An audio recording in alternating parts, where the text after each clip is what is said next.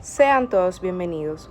En el día de hoy vamos a adentrarnos en la fascinante era de la filosofía medieval, una época donde las preguntas más profundas sobre Dios, el conocimiento y la existencia humana se entrelazaron con la fe cristiana.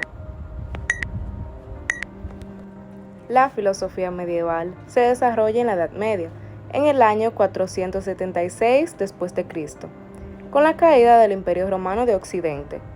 En el siglo I nace Cristo y junto a él el cristianismo. Se comienza a plantear una versión del mundo. Este cristianismo va a influir con la filosofía medieval. Es decir, el encuentro del cristianismo con la filosofía griega va a producir un acontecimiento importante para la cultura del occidente. La mayor parte de la filosofía medieval estaba dedicada a demostrar la existencia de Dios como un ser, entidad o verdad suprema. Para ello, se recurrió a los textos sagrados, a la lógica aristotélica y al argumento ontológico como principales métodos para hallar respuestas. La filosofía medieval se centra en la interacción de la fe cristiana con la razón. Se abordan temas como la existencia de Dios, la naturaleza del mal y la libertad humana, en un marco donde la teología y la filosofía se entrelazan para comprender la realidad.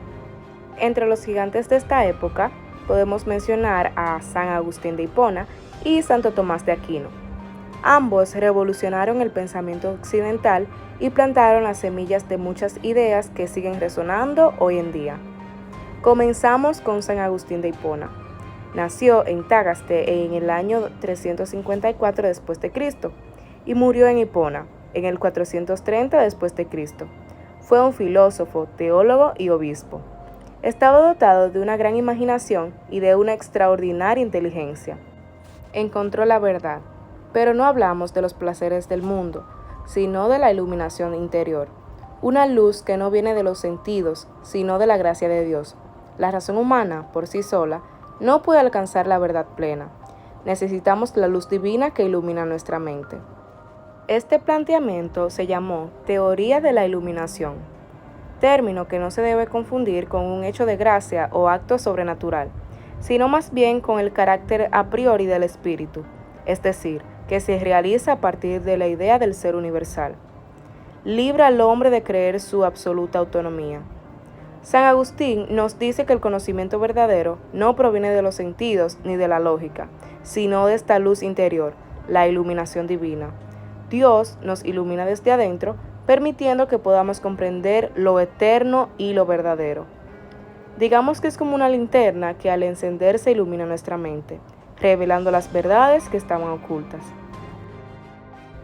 Continuamos con Santo Tomás de Aquino. Tomás de Aquino nació en el año 1225 al norte de Nápoles. Se considera uno de los pensadores más prolíficos e influyentes del cristianismo. Toda su vida ha buscado armonizar la fe con la razón. Nos dice que la fe no contradice la razón, sino que la eleva. Es en la razón donde encontramos las 5 vías, 5 caminos que nos llevan al conocimiento de Dios. La primera vía establece el movimiento. Todo lo que se mueve debe ser movido por algo. Pero, ¿quién mueve el primer motor? Ese primer motor es Dios, un ser inmóvil. En su segunda vía tenemos la causa eficiente. Toda causa tiene un efecto, pero nada puede ser causa de sí mismo. Dios es la causa primera. La tercera vía es el argumento de la contingencia. Santo Tomás observó que en el mundo todo lo que existe podría no haber existido. Las cosas son contingentes, es decir, nacen y mueren, existen y luego dejan de existir. Pero si todo fuera contingente, en algún momento no habría existido nada. Entonces, debe haber algo que no sea contingente, algo que siempre ha existido. Ese algo es Dios. La cuarta vía es el argumento de los grados de perfección. En el mundo, observamos grados de perfección en diferentes cosas. Algunas son más buenas, más verdaderas o más bellas que otras. Pero para que exista este tipo de comparación, debe haber un estándar último de perfección al que todo se compara. Ese estándar de perfección es Dios. Por último, su quinta vía, la finalidad.